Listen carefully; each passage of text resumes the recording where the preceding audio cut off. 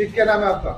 मेरा नाम Ravi Kumar son of Shri Virendra Pal Singh है और मेरे हर्ष विहार में रहता हूँ। गली नंबर मेरा 7 है, C3 ब्लॉक है, मकान नंबर 582 है, हर्ष विहार दिल्ली 93। हर्ष विहार दिल्ली 93 का रहने वाला हूँ मैं। और मेरी वाइफ का नाम जो है नीलम उर्फ नेहा है, जो कि अलग अलग व्यक्तियों से फ़ोनों पर बात करती है। कई बार देखा भी है मैंने, तो लेकिन मैंने रोका टोका नहीं। क्यों? क्योंकि ये मेरे को जान से मारने की धमकी देती है और मेरे बच्चों को। इस विषय में मैं आगे जो है इससे ज़्यादा बात नहीं करता, बस मैं इससे ये कहता हूँ कि घर में सुख शांति से रहा जाए। तो ये जो है अगर मान लो मैं देख लेता हूँ या कुछ भी कर लेता हूँ या फ़ोन चोरी छुपे चलाती है, तो मैं इससे पूछता हूँ क्यों कर रही है, तो मुझे जान से मारने की धमकी देती तो है। आपने कोई कंप्लेंट करी थी? थाने में सूचना दी हाँ सर, आपने? ये है ना, ये कंप्लेंट लिखवा रखी है मैंने। हमारा SCP, DCP, SHO साहब और महिला आयोग में मैंने ये कंप्लेंट लगा रखी है। ये देखिए आप, ये 4 जगह लगाई थी मैंने, ये कंप्लेंट लगा रखी है, ये लगा रखी। ये हमारी है नंदनगरी महिला आयोग की, और ये है हमारी हर्ष विहार थाने की, और ये है हमारी पुलिस कमिश्नर ऑफ दिल्ली, और ये है DCP साहब सीलमपुर की। ये कंप्लेंट मैंने लगा रखी है। इसके अलावा भी कंप्लेंट की पता लगने के बाद अज्ञात व्यक्तियों को मेरे को बीच बीच में रोडों पे कहीं पे जैसे बच्चे स्कूलों पे छोड़ने जाता हूँ, लेकिन मुझे खतरा है अपने ऊपर। रक्षाबंधन से पहले की बात है, ये मेरे घर पे आए थे। मैंने अपनी वाइफ को रक्षाबंधन पे हंसी खुशी अपने ससुराल भेज दिया था, और उस दौरान में ये घर पे नहीं थी। तो वो व्यक्ति, अज्ञात व्यक्ति घर पे आते थे और कहते थे कि बच्चों को ले आओ अपने, तो मैं मना करता था। तब ये हार थक गए, तब जाके मैंने अपनी कंप्लेंट लगाई है अपनी सेफ्टी के लिए, ताकि प्रशासन से क्या मदद चाह रहे हैं आप? सर, प्रशासन से मैं ये मदद चाह रहा हूँ कि जो है, जैसे कि मान लो कहीं बाहर जाती है अज्ञात व्यक्ति, तो आए दिन जैसे कि मान लो कई भी मान लो कांड हो रहे हैं, जैसे कि नीले ड्रम का हो गया, कहीं ग्वालियर में हो गया, कहीं कुछ हो गया।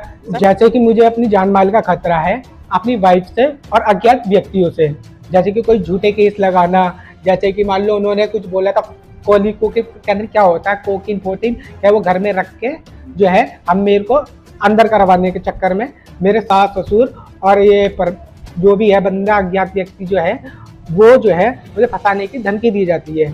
और मैं अपने प्रशासन से इतना ही चाहता हूँ कि मुझे अपने बच्चों को देखना है।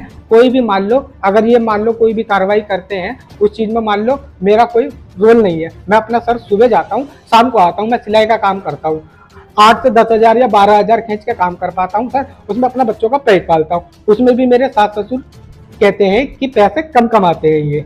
अब सर ये बताओ, आज के महंगाई के ज़माने में दिल्ली में रहना दुश्वार है। 10-12 हज़ार रुपये में जैसे मर्जी अपना कमा लेता हूँ, अपना बच्चों का पेट पालता हूँ। अब ये है मान लो कहीं कहीं जा रही है किसी के पास, तो पैसे लेके जाती है। सारे खर्चे उठाने के बाद भी यूँ कहते हैं कि मैं खर्चा नहीं उठाता। बस मैं यही चाहता हूँ घर में सुख शांति से रहें, और जहाँ मैं रहना चाहता हूँ, क्योंकि मुझे हर्ष विहार में नहीं रहना। क्यों? क्योंकि मुझे यहाँ पर जान माल का खतरा है। मैं अपना यहाँ से मकान बेच के दूसरी जगह जाना चाहता हूँ। प्रशासन से क्या चाहते हैं आप? प्रशासन से मैं यही चाहता हूँ कि मैं अपना मेरी बीवी जो है मेरे पे कोई ब्लेम लगाए उस चीज़ के बारे में। फिर कल को मेरे पे जो झूठे आरोप लगाए जाते हैं कि मान लो ये कर दूंगा, वो कर दूंगा। अब मेरी वाइफ ने मेरा एक्सीडेंट करवाया सर, मैं इस चीज़ के तो कुछ नहीं कह रहा। अब मैं ये कहना चाहता हूँ कि कल को कोई भी मान लो झूठा ब्लेम लगाती है। पता लगा कि उन्होंने आपका एक्सीडेंट करवाया था? मेरे को ऐसा हुआ है, एक्सीडेंट करवाया मेरा, उसके कम से कम 3 से 6 महीने के अंतराल में जब मैंने इसका फ़ोन पकड़ा था, तो एक व्यक्ति अज्ञात घर में आया था, इसी ने बुलाया था।